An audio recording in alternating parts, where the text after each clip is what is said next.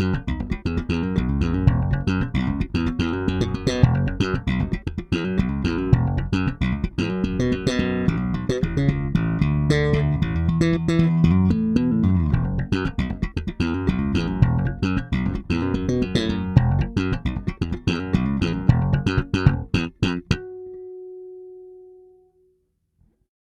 everyone, Paul Reich here, and we're going to look at the micro-Thumpinator by SFX Sound. SFX Sound is a one-man company out of England owned by an Italian gentleman named Max Greco.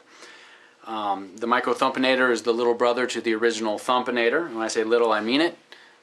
Look at that thing. Here's an MXR pedal, bass envelope filter. MXRs are already renowned for being small pedals that save space on your pedal board, not like this guy would. Look at that little thing. It's a 1590A size case made of die-cast aluminum. Run your truck over it, it'll be fine. Anyways, what is it exactly? Max writes that it's a high-performance bandwidth optimizer. Essentially, that just means that it's a high-pass filter and it's fixed at 28 Hz. Why 28 Hz? Well, the low B of a bass guitar sits at approximately 30.8677 Hz. So by removing all the subsonic content at 28, the full fundamental of the B string comes through, and shortly thereafter all that mud and stuff that you don't need subsonic content is gone. And that's important because your amplifier sees it, tries to reproduce it, sends it to your speaker cabinet, which tries to reproduce it. Both of them do a poor job at doing it, and you end up with a lot of inefficiency in your system, especially at high volumes. Go to Max's website, which is sfxsound.co.uk or sfxsound.com, which is written on the pedal right here. They're both the same website. And check out the video under the Thumpinator that shows a guy playing through a 4x10 with and without this pedal. And without, the speakers are really moving some air and flopping back and forth. A lot of excursion going on. They play at the same level with the micro-Thumpinator plugged in, and the cabinet calms down. The amplifiers obviously become more efficient, the speakers have become more efficient, and it's the same output, and it's tighter. You're getting full fundamental in the low range, and it just works. It's awesome. It accepts unbalanced input and output. It accepts instrument and line level signals. It can be used between the preamp and the amp and the effects loop. It can be used obviously on your pedal board between your bass and your amp. High pass filter is handy to have in such a small size that you can move around, because it works really well before a compressor, so that your compressor isn't clamping down on a lot of the subsonic content passing through. So before is great, but after an octaverse would be good, because octavers obviously produce a lot of girth down low, especially the analog versions, that the Thumpinator can remove before it goes to other pedals or your preamp. So it's great to have it in the small size. You can move it around on the pedal board. Another handy thing is that it can be connected to low impedance input, which is used on a mixing board. So you actually don't need the DI, and you can plug straight in to a channel on the mixing board. Speaking of mix engineers,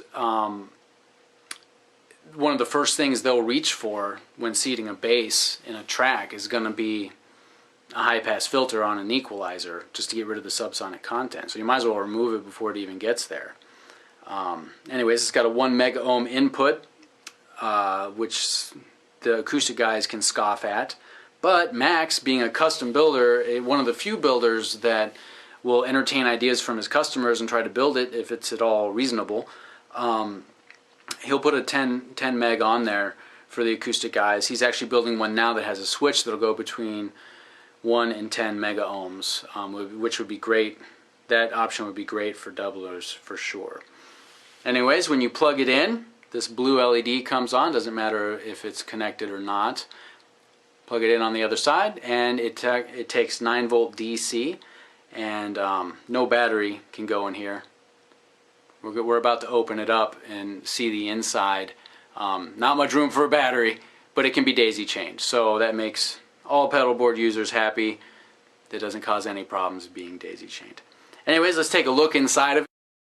Okay, so removing the 4 corner screws. Do not remove those screws ever. That's why he uses different smaller shallow, because those connect the board to the bottom of the chassis. A lot of companies would cheap out and use adhesive or glue. No, he doesn't do that. It's all attached by metallic screws. There's the offset input jacks. Just really, I wouldn't open most pedals, but I wanted to open this one for you guys because it's just insanely clean work. I mean, that's hand built, guys. Check that out. Good job, Max. Alright, so we're sitting with the Thumpinator in channel B of an AB box, and channel A is going straight into the interface, and I'm running a Mike Lal 5-string. I'm going to be in passive right now, and what we're staring at on the screen is the EQ section of Ozone 5 mastering software. Great mastering software, by the way. So what we're seeing is the brighter line is a peak hold, and the squiggly lighter line is real time. Okay, so I'm not even playing right now, and that's just some noise floor going on. The frequency range that we're concerned about right now, the one on both of these is 30 Hertz.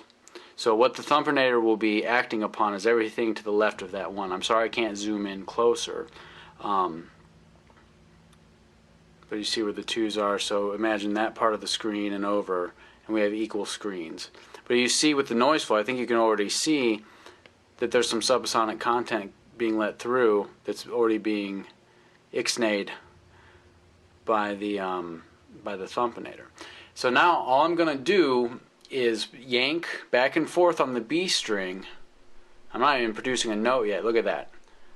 On the left, non-Thumpinator, that's pointing straight up, especially from to the left of the 1. And if you look on the right screen, I mean, that's basically all I have to do. We could go home right now and you can see that. I'll just run some scraping with my fingernail on round wound strings.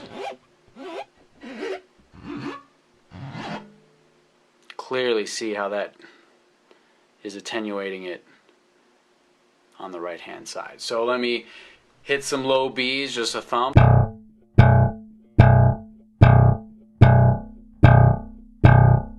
Alright, E string.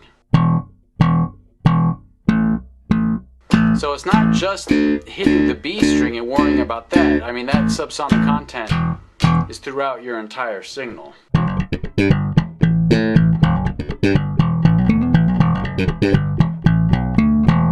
Right, see?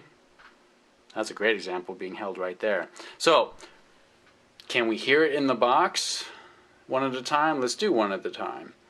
So this will be non-Thumpinator, same general lick.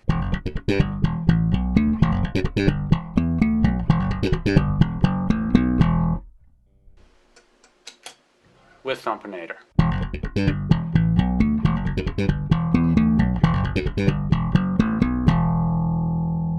Let's do some quick passage work like B minor scale.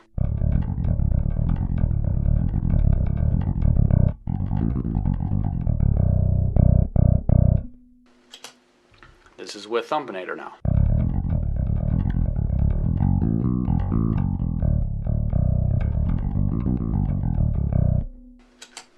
Without Thumpinator. With Thumpinator.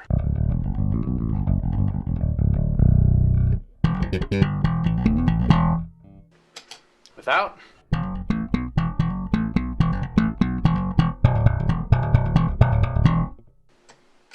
And again, one more time with.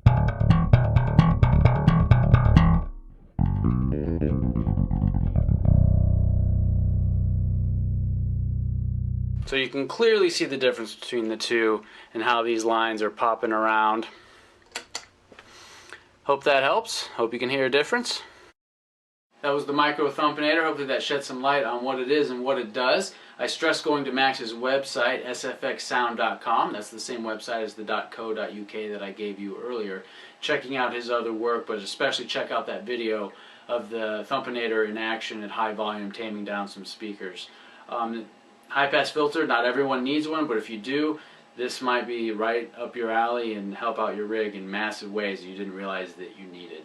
Anyways, check out all his other work. He does great builds. He's a great custom builder if you have ideas to throw by him. Yeah, thanks a lot. Have a good one.